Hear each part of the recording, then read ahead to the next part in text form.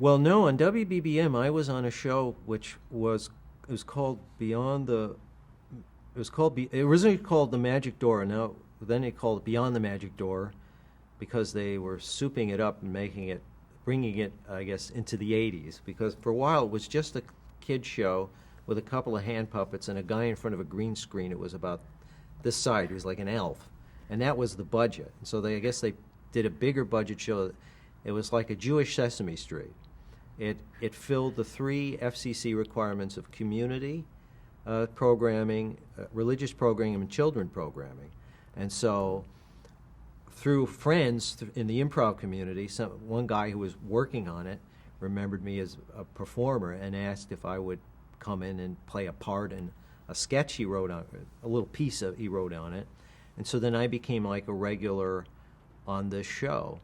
And then I started writing for it too. They asked me, they go, "Do you write?" And I said, "Yes." I said, well, so I started writing pieces. And it was great learning how to write for television and performing in front of TV.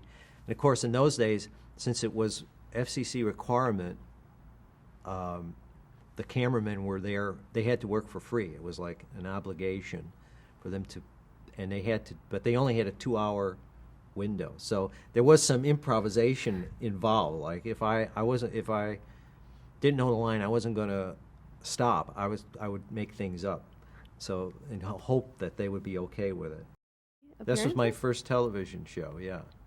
And and supposedly, I guess Shel Silverstein. It still goes on today. It started in the 50s, maybe the late 40s. I don't know, but they said like Shel Silverstein got his start writing on it, you know. And it was a lot of fun. I had a lot of fun and working with the puppeteers and the other actors and so forth. Sometimes I got a little irritated. I would do more improvisation than I would do learning the line. This show I did one character. Oddly enough, I started doing like a game show guy, and of course everything was about, you know, it was all Jewish or religious content, so it was always about something generally from the Old Testament with game show questions about Moses or what have you. And then I wrote a bit where, and he also had a news show. It was called the Dreidel News, and they had an anchor woman and 2 puppets. And I wrote a script where it was about Cain and Abel, and they did a story about Abel was murdered, and there's an investigation going on. I came on as a detective. And I did kind of a Columbo, and through deductive reasoning, I figured the only person who could have done it was his brother, Cain. And they liked that, so they kept a detective. So I did this detective called Detective, and one of them named him Detective Farblunget.